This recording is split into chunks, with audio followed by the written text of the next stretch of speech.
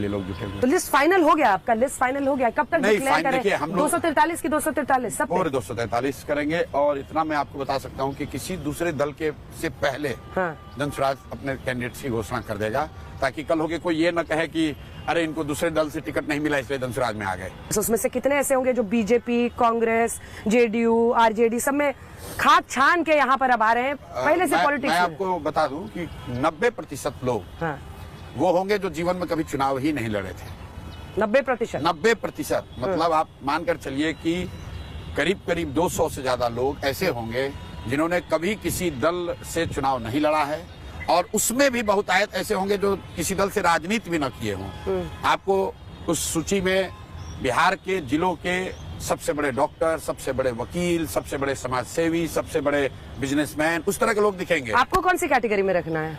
क्योंकि आप तो कौन सी पार्टी है जिसकी इनसाइड स्टोरी आप नहीं जानते हैं? मतलब आप बीजेपी काम कर चुके हैं, कांग्रेस के साथ काम कर चुके हैं, जेडीयू में तो शामिल ही हो गए। देखिए, काम किया है उस नजरिए से मैं उनके बारे में थोड़ा बहुत दूसरों के मुकाबले शायद ज्यादा जानता हूँ।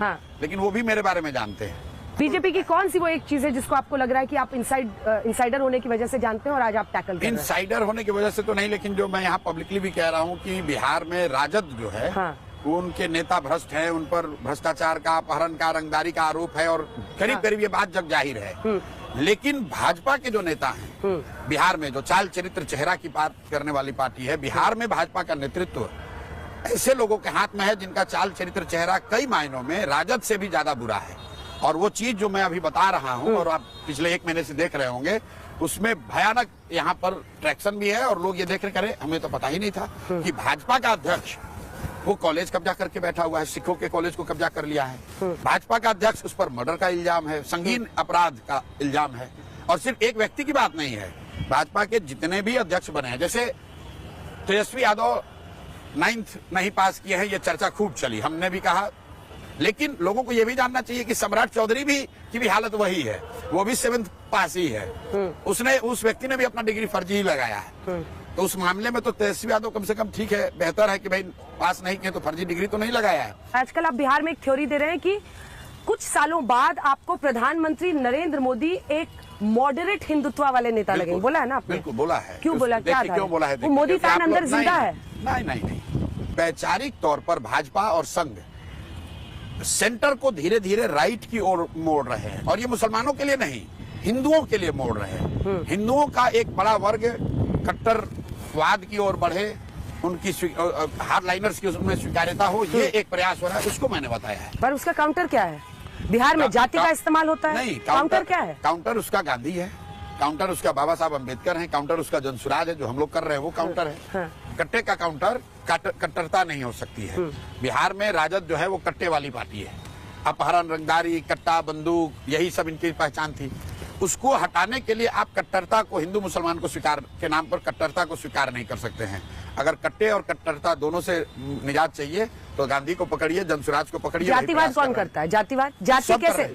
हम लोगों ने ये कहा कि पहला पैमाना है कि सही आदमी होना चाहिए, काबिल आदमी होना चाहिए। लेकिन मान लीजिए कि 243 लोगों को चुनाव लड़ना है, बिहार में काबिल तो 243 लोग ही नहीं है, 1000 लोग हैं।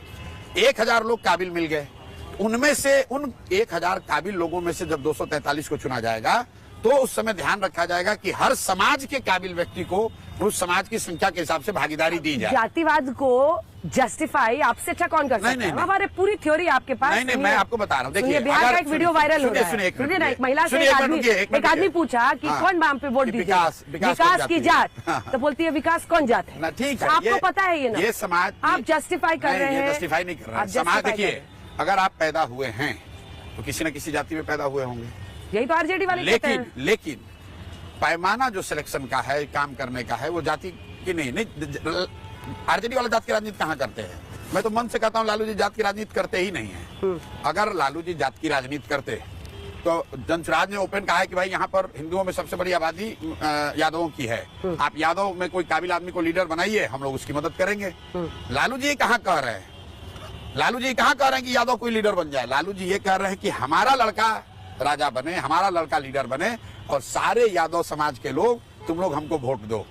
देखिए, नेता जो है वो तो अपनी जात की राजनीति कर रहा है, अपने बेटे की राजनीति कर रहा है। जात में हम और आप उलझे, समाज उलझा है।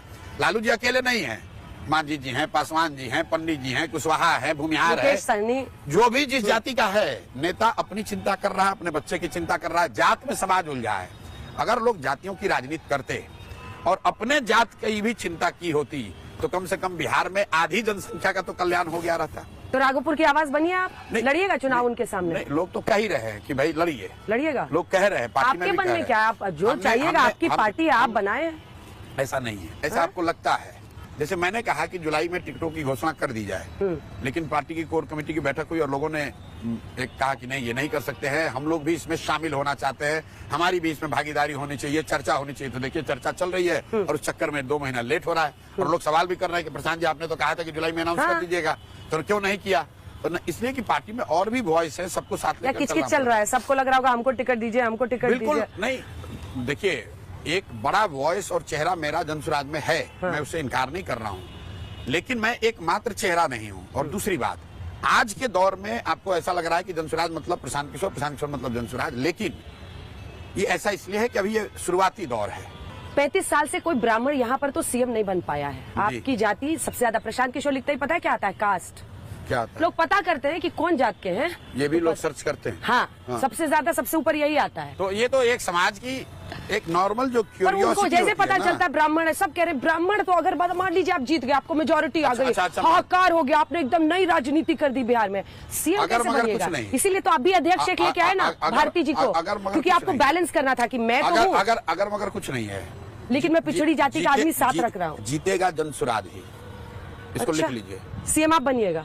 जीतेगा जनसुराज ही। ये मैंने नहीं कहा सीएम कौन बनेगा, मैंने ये कहा जीतेगा जनसुराज। डंके की चोट पे आप जातिवाद पर भरोसा नहीं करते हैं। डंके की चोट पर कह रहे हैं कि जीतेगा जनसुराज ही। बिहार में बदलाव होने जा रहा है, आप लोग अपना सर्वे उठाकर देख लीजिए। जीतेगा मतलब मेजोरिटी, बिल्कुल बहुमत नहीं, डिसाइसिव बहुमत। डिसाइसिव बहुमत यही आप सबको सिखाते थे ना, नीतीश जी को भी, सारे नेताओं को, कि दावा कीजिए कि आपको बहुमत मिल रहा है ताकि जनता आपके साथ। ऐसी कोई बात नहीं। जब आप उस रूप में आते हैं तो लगता है कि वो स्ट्रैटेजी सामने आ जाता है।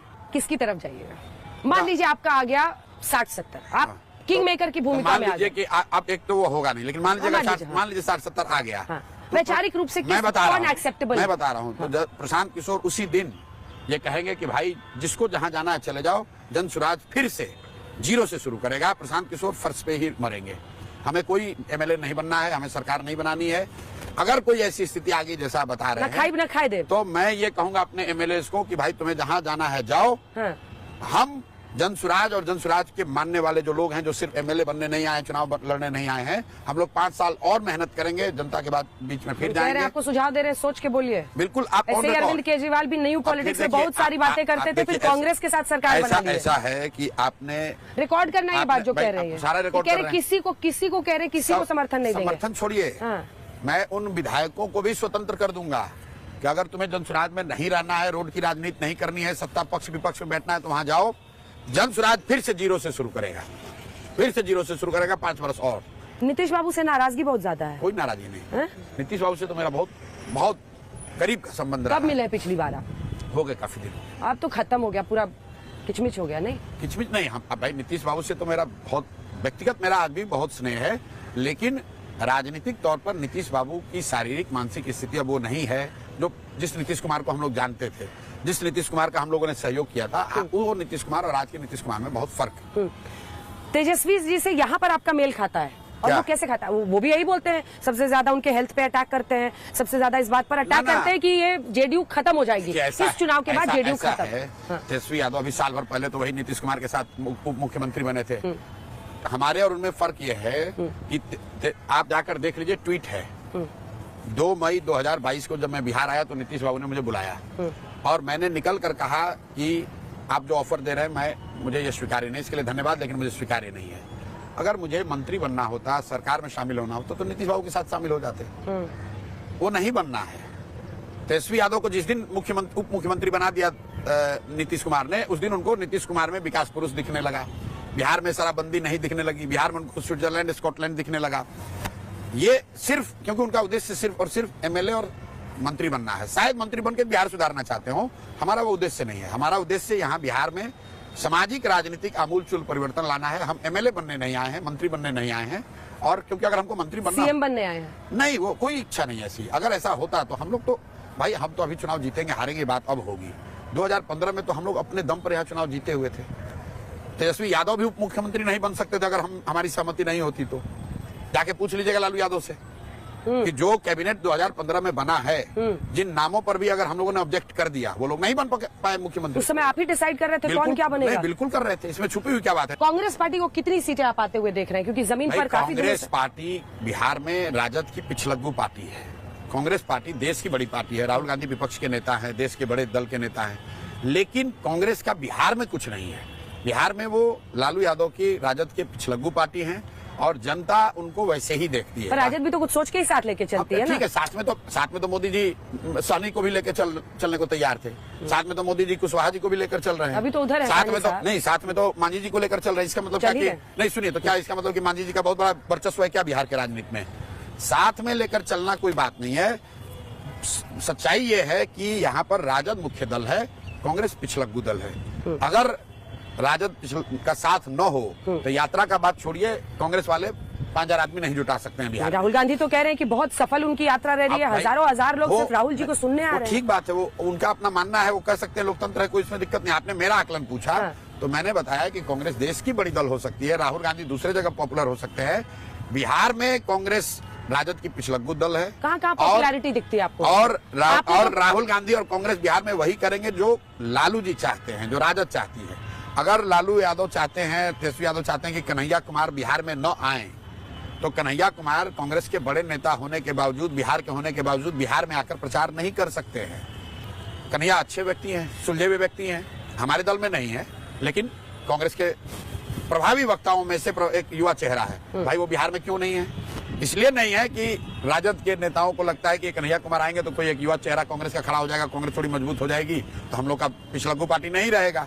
तो कांग्रेस अपने हितों का बलिदान करके भी राजद के साथ चल रही है। इसलिए चल रही है कि दिल्ली में लालू जी की मदद मिलती रहे, जैसे भाजपा वाले कर रहे हैं। अपना नुकसान करके भी नीतीश को आगे बढ़ा रहे हैं, क्योंकि 12-15 सांसदों का समर्थन दिल्ली में मिलता रहे, इसलिए मुख्यमंत्री बना हुआ है। पिछली बार क्या बात थी? पिछली बार क्या बात थी? यही पिछली बार कौन सा उनके समर्थन? पिछली बार तो 303 नहीं भैया, यही बात है ना कि यहाँ बिहार में जो 35 MP जीतने का लालच है। सीएम को अंडरमाइन कर रहे हैं। नहीं, बिल्कुल अंडरमाइन नहीं। आप सोचिए 12 सीट लोकसभा में ले आए वो, सबने कहा था खत्म, इतना पलटू इधर उधर पलटते हैं। यही बात आप समझते हैं। नीतीश कुमार, कांग्रेस को 99 सीट आया है, तो कांग्रेस को की ताकत ज्यादा है या कम है? किसी जमाने में 400 सीट लाने वाली पार्टी अगर 99 सीट लाए तो उसकी, मेरी समझ से उसकी ताकत कम हुई है। किसी जमाने में 25 MP की पार्टी जदयू, किसी जमाने में नहीं, 2010 में, अगर आज उसको 12 सीट आया है और उसको आप लोग नीतीश कुमार का जीत बता रहे हैं। मैं नीतीश कुमार को जानता हूं, नीतीश कुमार की वो हार है, वो खुद जानते हैं कि उनकी हार है, कि उनकी पार्टी की ताकत आज 12 सांसदों की है। किसी जमाने में उनके 25 सांसद यहाँ होते थे आज से 10 साल पहले। नीतीश कुमार, आप कुछ भी कहिए, लेकिन एक सर्वाइवर रहे हैं वो। और अजीब मतलब स्थिति है बिहार में कि तीसरे नंबर की पार्टी, उनके वो सीएम बने रहते हैं, कभी ये जाके उनको सीएम बनाते हैं, कभी वो जाते हैं। कि नीतीश कुमार की ताकत क्या है? नीतीश कुमार की ताकत है to do politics from position of weakness. ऐसे, और नीतीश कुमार ऐसे अकेले नेता नहीं है। वाजपेयी जी, नरसिम्हा राव जी, नीतीश कुमार, देवगौड़ा, ये ऐसे लीडर हैं जो कि जब आपको लगे ये कमजोर दिखते हैं, यही इनकी ताकत है, क्योंकि ये कंसेंसस बना सकते हैं, ये सबको साथ लेकर चल सकते हैं और सब कोई इनसे थ्रेटन फील नहीं करता है। सब सोचता है चलो इनको आगे रखो, मुखौटा के तौर पर पीछे अपना काम करते रहो। जब नीतीश कुमार मजबूत थे 2010 में, तब इनकी सीधे भाजपा से आर पार की लड़ाई हो गई। जब कमजोर हैं तो उनकी वही ताकत है कि from the position of weakness they do politics and they still survive. Vote चोरी हो रहा है बिहार में? देखिए, चोरी करने की कोशिश बिहार में वोट की हो रही होगी, हो रही है, होगी। हाँ बिल्कुल होगी, हो रही है, चल रही होगी, हो रही है, इसलिए हो रही है। SIR 20 वर्ष के बाद हो रहा है। तो पहला सवाल भाई क्यों हो रहा है? आपने कहा कि इलेक्टोरल रोल के शुद्धि के लिए हो रहा है। तो मेरे भाई 1.5 वर्ष पहले इलेक्टोरल रोल से वोट हुआ, जिसमें पार्लियामेंट और मोदी जी का चुनाव हुआ। तो क्या वो इलेक्टोरल रोल शुद्ध नहीं था? आप कह रहे नहीं, 1.5 वर्ष में इसमें घुसपैठिए आ गए। तो अगर घुसपैठिए आ गए तो देश में और बिहार में किसकी सरकार है? भाजपा की, नीतीश की सरकार है। तो इसका मतलब कम से कम आप ये मान रहे हैं कि 1.5 वर्ष में बांग्लादेश से, नेपाल से घुसपैठिए आए, बिहार में सेटल हो गए, बिहार में डॉक्यूमेंट बनाया और वोटर लिस्ट में अपना नाम जोड़ लिया, क्योंकि सरकार तो आप ही की है।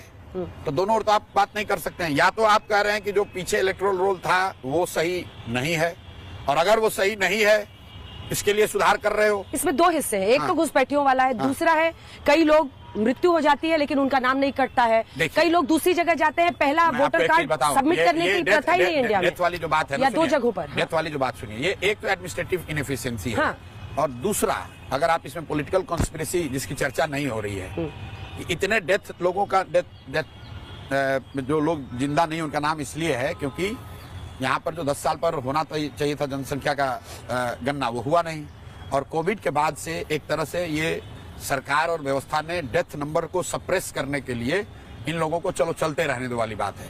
वैसे भी अगर आप 13 करोड़ की आबादी है बिहार में, 8% क्रूड डेथ रेट है तो 50-60 लाख लोग तो हर साल मरेंगे ही, तो वो तो एक नेचुरल प्रक्रिया में ही वो सुधार हो जाना चाहिए। इसमें कोई साइंटिस्ट बनने की वोट चोरी हो रही है कि नहीं हो रही है? वोट चोरी करने का प्रयास हो रहा है, सत्ता में जो लोग रहते हैं वो कोशिश करते हैं कि जो ये शुद्धिकरण का प्रयास है, सारे बीएलओ को लोग जमीन पे मैनिपुलेट कर रहे हैं। बीएलओ नहीं करता है ना भाई, ये तो सरकारी व्यवस्था है। देखिए बीएलए सब कहाँ है पार्टियों वाले? जो पूरा प्रयास है वो तो यही शुद्धिकरण के नाम पर किया जा रहा है, लेकिन आपको मालूम है कि जो प्रवासी मजदूर आएगा हमारे खिलाफ वोट देगा तो उसको काट दो, ये मुसलमान है ये हमारे खिलाफ वोट देगा तो इसका नाम काट दो। तो इसलिए मैं कह रहा हूँ कि वोट सरकार और व्यवस्था इलेक्शन कमीशन मिलकर काट रहा है। अच्छा है, अच्छा खराब की बात नहीं है, आप होना चाहिए ना ऐसा हो। अरे भाई इतनी त्रुटियां हैं, कोई बात सुन लीजिए, बात देखिए घुसपैठिए हैं सीमांचल के इलाकों में जो ये बांग्लादेश से आप पश्चिम बंगाल के 3 मालदा, उत्तरी और दक्षिणी दिनाजपुर, वहां पर भी आप देखिएगा अबाउट 50, उत्तर दिनाजपुर, नॉर्थ दिनाजपुर, मालदा, और वहां से आते हैं सीमांचल के चारों जिले जहां पर मतलब किशनगंज में तो 68% के आसपास मुस्लिम पॉपुलेशन जी। वो आज थोड़ी घुसपैठिए हैं, नहीं आज नहीं हुआ, वो तो लंबे मसले से है। हाँ।